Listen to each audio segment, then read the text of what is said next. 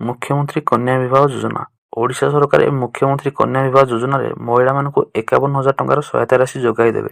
ଯଦି ଆପଣମାନେ ଏହି ମୁଖ୍ୟମନ୍ତ୍ରୀ କନ୍ୟା ବିବାହ ଯୋଜନାରେ ଆପଣମାନେ ଆବେଦନ କରୁଛନ୍ତି ତାହେଲେ ଆପଣମାନଙ୍କୁ ଓଡ଼ିଶା ସରକାର 51,000 ଟଙ୍କାର ଆପଣଙ୍କୁ ସହାୟତା ରାଶି ଯୋଗାଇ ଦେବେ। ତେବେ ଆଜିର ଏହି ଭିଡ଼ିଓରେ ମୁଁ ଆପଣମାନଙ୍କୁ ଏହି ମୁଖ୍ୟମନ୍ତ୍ରୀ କନ୍ୟା ବିବାହ ଯୋଜନା ବିଷୟରେ A to Z ଡିଟେଲ୍ସରେ କହିବି। ଆପଣମାନେ କେମିତି ଏହି ମୁଖ୍ୟମନ୍ତ୍ରୀ କନ୍ୟା ବିବାହ ଯୋଜନାରେ ଆପଣମାନେ ଆବେଦନ କରିବେ ଆଉ ଏଥିପାଇଁ କ'ଣ ଯୋଗ୍ୟତା ରହିଛି ଆପଣମାନେ ଆଉ କିପରି ଆବେଦନ କରିପାରିବେ। ତ A to Z ମୁଁ ଆପଣମାନଙ୍କୁ ଏହି ଭିଡ଼ିଓରେ ଡିଟେଲ୍ସରେ ଆପଣମାନଙ୍କୁ କହିବା ପାଇଁ ଯାଉଛି। ତ ସେଥିପାଇଁ ଆପଣମାନଙ୍କୁ ଅନୁରୋଧ ଆପଣମାନେ ଏହି ଭିଡ଼ିଓକୁ ସ୍କିପ୍ ନ କରି ଭିଡ଼ିଓକୁ ଶେଷ ପର୍ଯ୍ୟନ୍ତ ଦେଖିବା ପାଇଁ ଚେଷ୍ଟା କରିବେ, ଯାହାଦ୍ୱାରା ଆପଣମାନେ ଏହି ମୁଖ୍ୟମନ୍ତ୍ରୀ କନ୍ୟା ବିବାହ ଯୋଜନା ବିଷୟରେ ଆପଣମାନେ ଡିଟେଲ୍ସରେ ସବୁକିଛି ଜାଣିପାରିବେ। ତ ସେଥିପାଇଁ ଆପଣମାନେ ଏହି ଭିଡ଼ିଓକୁ ଶେଷ ପର୍ଯ୍ୟନ୍ତ ଦେଖନ୍ତୁ। ଯଦି ଆପଣମାନେ ଆପଣମାନଙ୍କର ଝିଅ ବା କନ୍ୟାକୁ ବିବାହ କରିବାରେ ଆପଣମାନେ ଚିନ୍ତିତ ରହୁଛନ୍ତି ତାହେଲେ ଆପଣମାନେ ଏହି ଯୋଜନା ଆପଣମାନେ ଆବେଦନ କରିପାରିବେ। ଆପଣମାନଙ୍କୁ ଓଡ଼ିଶା ସରକାର 51,000 ଟଙ୍କାର ସହାୟତା ରାଶି ଆପଣମାନଙ୍କୁ ଏହି ଯୋଜନାରେ ଯୋଗାଇ ଦେବେ। ସେଥିପାଇଁ ଆପଣମାନେ ଭିଡ଼ିଓକୁ ଶେଷ ପର୍ଯ୍ୟନ୍ତ ଦେଖନ୍ତୁ, ଯାହାଦ୍ୱାରା ଆପଣମାନେ ଏହି ଭିଡ଼ିଓରେ ଡିଟେଲ୍ସରେ ଏହି ମୁଖ୍ୟମନ୍ତ୍ରୀ କନ୍ୟା ବିବାହ ଯୋଜନା ବିଷୟରେ ଡିଟେଲ୍ସରେ ଜାଣିପାରିବେ।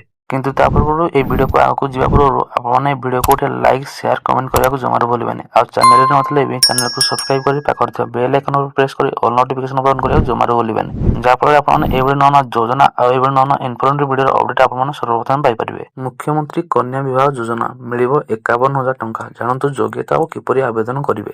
ତେବେ ଦେଖନ୍ତୁ ଆପଣମାନେ ଏହି ମୁଖ୍ୟମନ୍ତ୍ରୀ କନ୍ୟା ବିବାହ ଯୋଜନାରେ କିପରି ଆବେଦନ କରିବେ ଆଉ ଏଥିପାଇଁ କ'ଣ ଯୋଗ୍ୟତା ରହିଛି। ଦେଖନ୍ତୁ, ରାଜ୍ୟର ଗରିବ ଓ ଆର୍ଥିକ ଅନଗ୍ରସର ପରିବାର ଝିଅମାନଙ୍କ ବିବାହ ପାଇଁ ଓଡ଼ିଶା ସରକାର ଏକ ବଡ଼ ଘୋଷଣା କରିଛନ୍ତି। ନୂତନ ଭାବେ ଆରମ୍ଭ ହୋଇଥିବା ମୁଖ୍ୟମନ୍ତ୍ରୀ କନ୍ୟା ବିବାହ ଯୋଜନା MKBY ମାଧ୍ୟମରେ ଯୋଗ୍ୟ ହିତାଧିକାରୀଙ୍କୁ 51,000 ଟଙ୍କାର ଆର୍ଥିକ ସହାୟତା ପ୍ରଦାନ କରାଯିବ। ବାଲ୍ୟ ବିବାହ ରୋକିବା ଏବଂ କନ୍ୟା ସନ୍ତାନର ଶିକ୍ଷାକୁ ପ୍ରୋତ୍ସାହିତ କରିବା ଏହି ଯୋଜନାର ମୁଖ୍ୟ ଲକ୍ଷ୍ୟ। ଏହି ଯୋଜନା ଅନ୍ତର୍ଗତ ମୋଟ 51,000 ଟଙ୍କାକୁ ନିମ୍ନମତେ ପ୍ରଦାନ କରାଯିବ। କନ୍ୟାର ବ୍ୟାଙ୍କ ଆକାଉଣ୍ଟକୁ ସିଧାସଳଖ 35,000 ଟଙ୍କା ଟ୍ରାନ୍ସଫର କରାଯିବ। ଶାଢ଼ୀ, ଅଳଙ୍କାର ଏବଂ ବାସନକୁସନ ପାଇଁ 10,000 ଟଙ୍କା ଧାର୍ଯ୍ୟ କରାଯାଇଛି। ବିବାହ ଆୟୋଜନ, ସାଜସଜ୍ଜା ଓ ଖାଦ୍ୟପେୟ ପାଇଁ ବାକି 6,000 ଟଙ୍କା ବ୍ୟୟ କରାଯିବ। ତେବେ ଏହି ମୁଖ୍ୟମନ୍ତ୍ରୀ କନ୍ୟା ବିବାହ ଯୋଜନାରେ ଆବେଦନ କରିବା ପାଇଁ କ'ଣ ଯୋଗ୍ୟତା ଓ ସର୍ତ୍ତାବଳୀ ରହିଛି ଚାଲନ୍ତୁ ଦେଖିବା। ଦେଖନ୍ତୁ, ପ୍ରଥମ ରହିଛି ଆପଣଙ୍କର ଏହି ମୁଖ୍ୟମନ୍ତ୍ରୀ କନ୍ୟା ବିବାହ ଯୋଜନାରେ ଆବେଦନ କରିବା ପାଇଁ ହେଲେ ଆପଣଙ୍କର ବୟସ ସୀମା କେତେ ହୋଇଥିବା ଆବଶ୍ୟକ। ଦେଖନ୍ତୁ, ବିବାହ ସମୟରେ କନ୍ୟାର ବୟସ 18ରୁ 35 ବର୍ଷ ଏବଂ ବରର ବୟସ 21ରୁ 35 ବର୍ଷ ମଧ୍ୟରେ ହୋଇଥିବା ଆବଶ୍ୟକ। 2ରେ ଆପଣମାନେ ବାସିନ୍ଦା, ଆପଣମାନେ ଉଭୟ ବର ଓ କନ୍ୟା ଓଡ଼ିଶାର ସ୍ଥାୟୀ ବାସିନ୍ଦା ହୋଇଥିବା ଜରୁରୀ।